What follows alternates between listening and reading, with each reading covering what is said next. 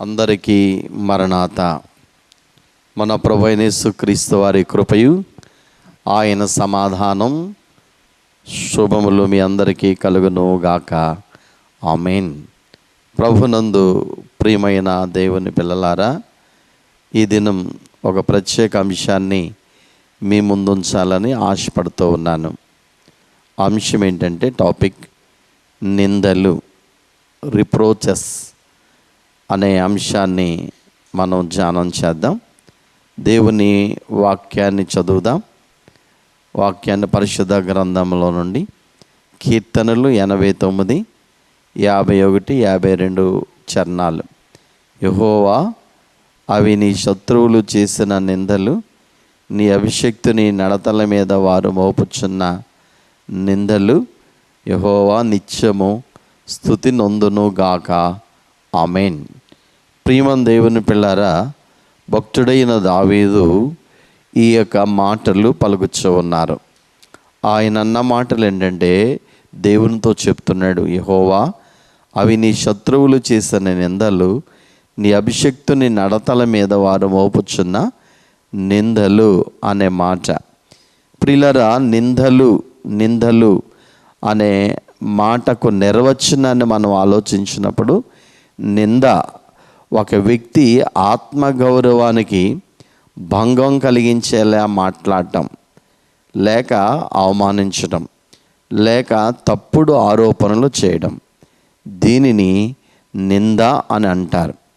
మరి పరిశుద్ధ గ్రంథం ప్రకారంగా నిందలు 2 రకములుగా మనం చూస్తాం.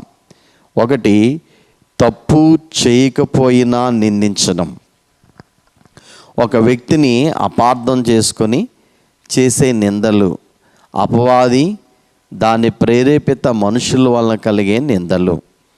మరియు ప్రకటన గ్రంథం 12:10 ప్రకారం ఒక గొప్ప స్వరం పరలోకముందు ఇలాగ చెప్పుట వింటిని, రాత్రింబగళ్ళు మన దేవుని ఎదుట మన సహోదరుల మీద నేరం మోపువాడైన అపవాది పడద్రోయబడి ఉన్నాడు గనుక ఇప్పుడు రక్షణయు శక్తియు రాజ్యమును మన దేవుని ఆయను, ఇప్పుడు అధికారం ఆయన క్రీస్తుదాయనం. అపవాది నిరంతరము దేవుని ఎదుట తన పిల్లల విషయంలో నేరారోపణ చేస్తూ నిందిస్తూ ఉంటాడు. అపవాది దాని ప్రేరేపితమైన మనుషులు ఎప్పుడు దేవుని పిల్లల మీద నేరారోపణ, నిందలు, అవమానము, శ్రమ పెడుతూ ఉంటారు. ఉదాహరణకు, యోబు గారు ఏ తప్పు చేయకపోయినా అపవాది దేవుని దగ్గరికి వెళ్ళి యోబు మీద నేరారోపణ మోపింది. అపవాది దాన్ని ప్రేరేపితమైన మనుషులు కూడా మనపైన నిందలు మోపుతారు. నిందలు గురించి ఆలోచించినప్పుడు తప్పు చేయకపోయినా వేసే నిందలు, లేక క్రీస్తు నిమిత్తం వచ్చే నిందలు, ఇది మొదటిది. 1 పేతురు పత్రిక 4:14 ప్రకారంగా, క్రీస్తు నామము నిమిత్తం మీరు నిందపాలైన ఎడల మహిమాస్వరూపైన ఆత్మ, అనగా దేవుని ఆత్మ మీ మీద నిలుచున్నాడు గనుక మీరు ధన్యులు. దేవుని కొరకు మనం ఆయన పని చేస్తున్నప్పుడు, యథార్థంగా ఆయన కొరకు జీవిస్తున్నప్పుడు, సాతాను దాని ప్రేరేపిత మనుషులు మన మీద నిందలు మోపుతూ ఉంటారు. మానవుడు శ్రమను పొందక దైవ మానవుడు ఎట్లు కాగలడో, కానకపడిన వానిని దైవ మానవునిగా చేయంగా శ్రమలు శ్రమం చేసే అనే కీర్తనలో దైవజనులు ఒక చరణం పాడతారు. నిందలు, అవమానములు, దూషణ, గందరగోళములున్నా నిందును దేవుని దూషింపకడు, భూషించెను గదయోబు సంధియములు చాలించుమికా. మానవుడు శ్రమను పొందక దైవా మానవుడెటు కాగలడు. పేతురు గారు తన మొదటి పత్రిక 2:19-20 ఎవడైనను అన్యాయముగా శ్రమ పొందొచ్చు, దేవుని గూర్చిన మనసాక్షి కలిగి దుఃఖము సహించిన అది హితమగును. తప్పిదమునకైన దెబ్బలు తిన్నప్పుడు మీరు సహించినట్లా మీకేమి ఘనం? మేలు చేసి బాధపడినప్పుడు మీరు సహించిన యెడల అది దేవునికి హితమగును. ఇందుకు మీరు పిలువబడితిరి.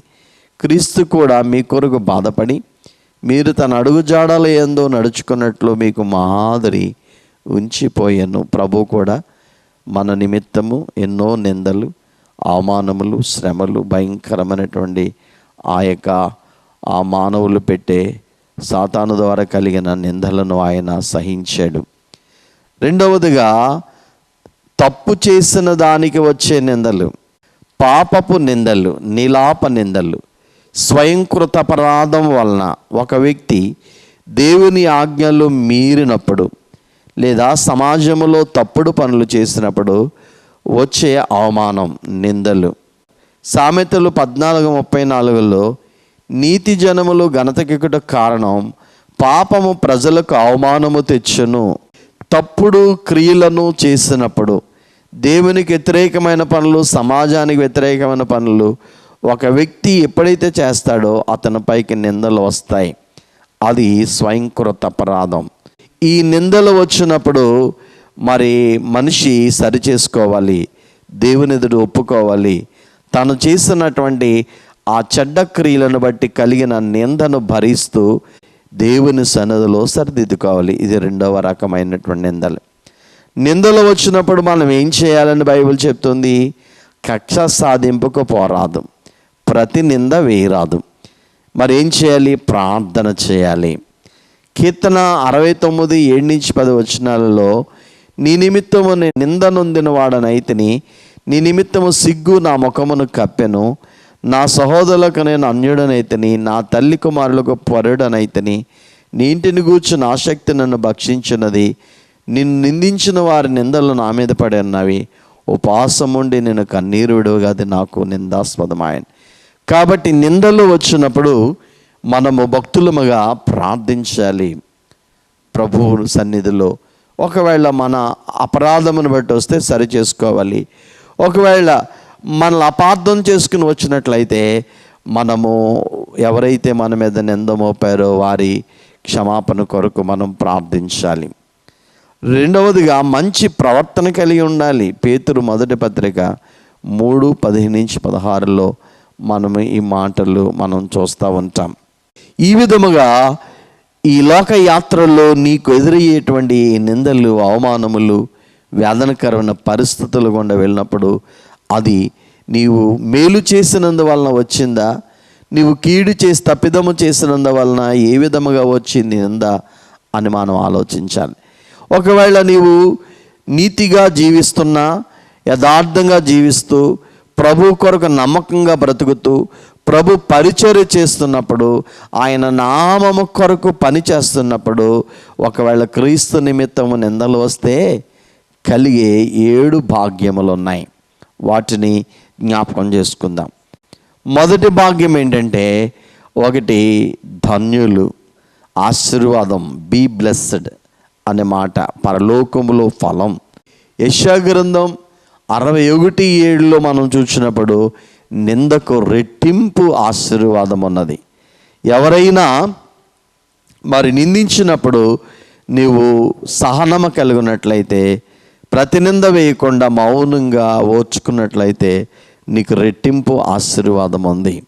మత్తయి సువార్త 10:12 కూడా నీతి నిమిత్తం హింసింపబడేవారు ధన్యులు, పరలోక రాజ్యం వారిది.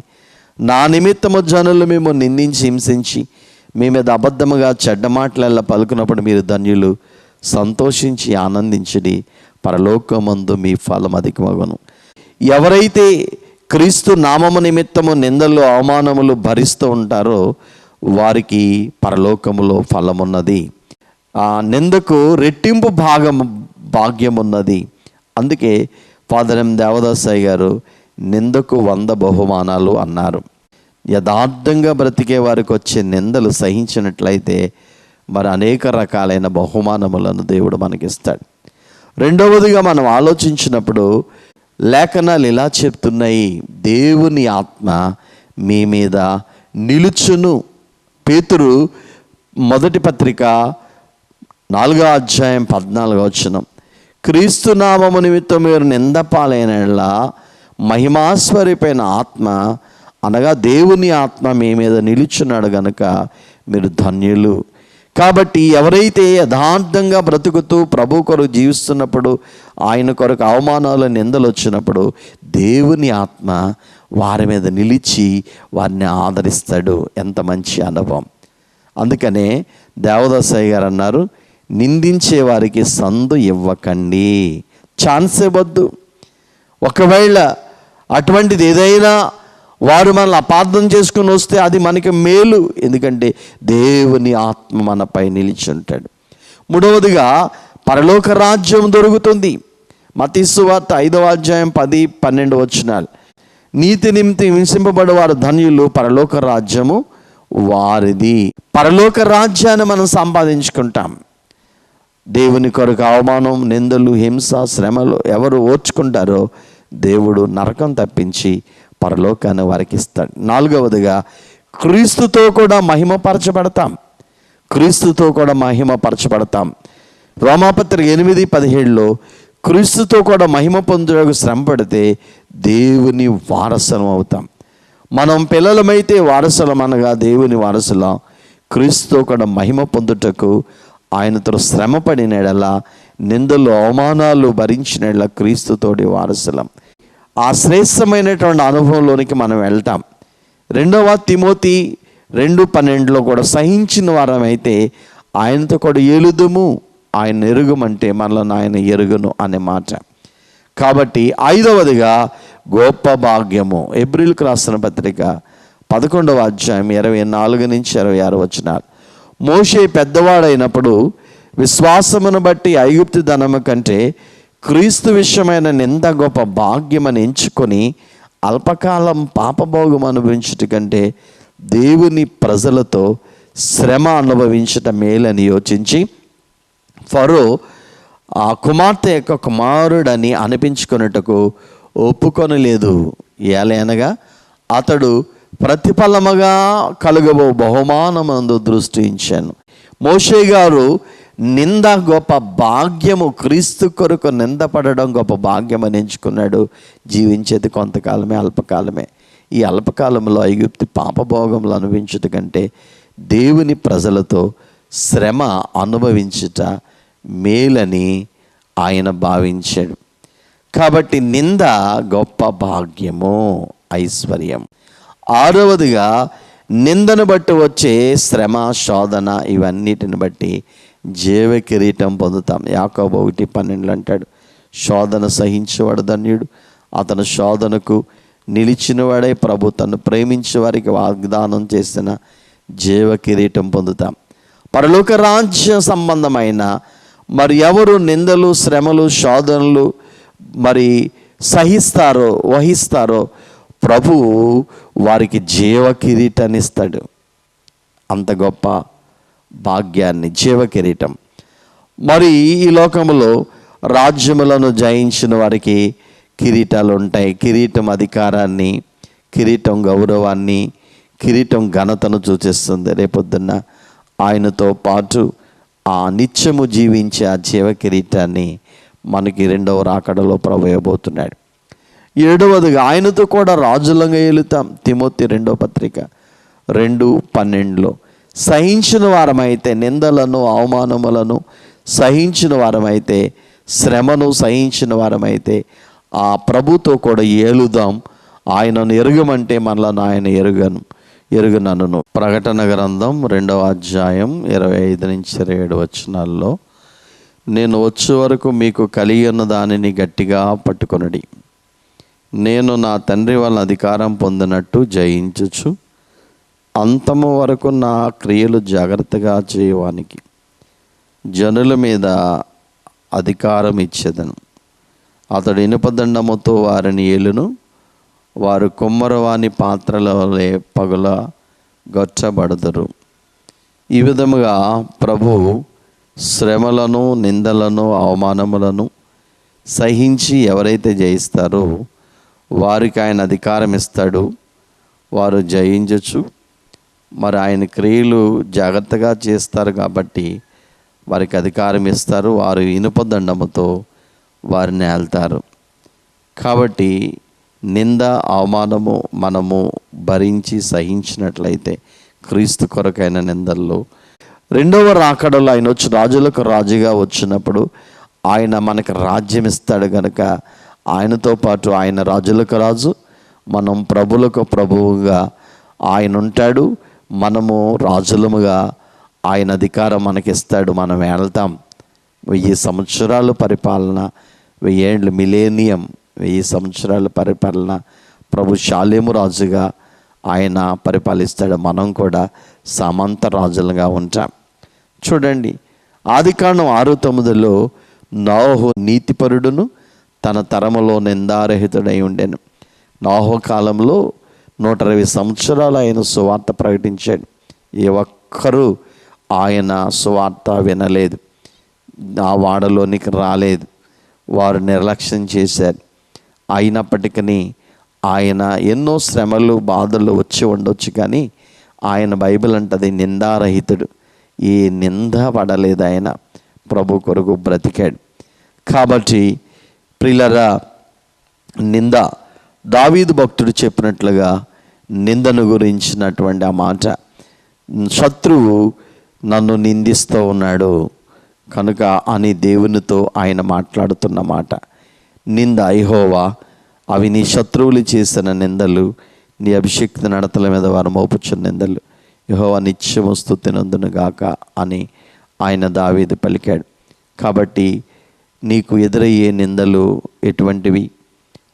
అది నీ మంచితనమును బట్టి, ప్రభు కొరకు జీవిస్తున్న బట్టి నేను అపార్థం చేసుకుని వచ్చిన నిందల, లేక దేవుని వాక్యానికి అవిధేయమై లోకానికి, సంఘానికి, సమాజానికి, మరి దేవుని ఆజ్ఞలకు మీరి ఒకవేళ మనము తప్పుడు క్రియల వలన వచ్చిన నిందల అయితే సరి చేసుకోండి, సరిదిద్దుకోండి. ఒకవేళ నీవు మంచి చేసి నీకు నిందలు వస్తే రేపు ఆ 7 బహుమానాలు ప్రభు ఇస్తాడు. అట్టి బహుమానాలను సంపాదించుకొని ప్రభు రాకడ కొరకు సిద్ధపడే భాగ్యము పరిశుద్ధాత్మ తండ్రి మనందరికీ ప్రసాదించును గాక. ఆమేన్.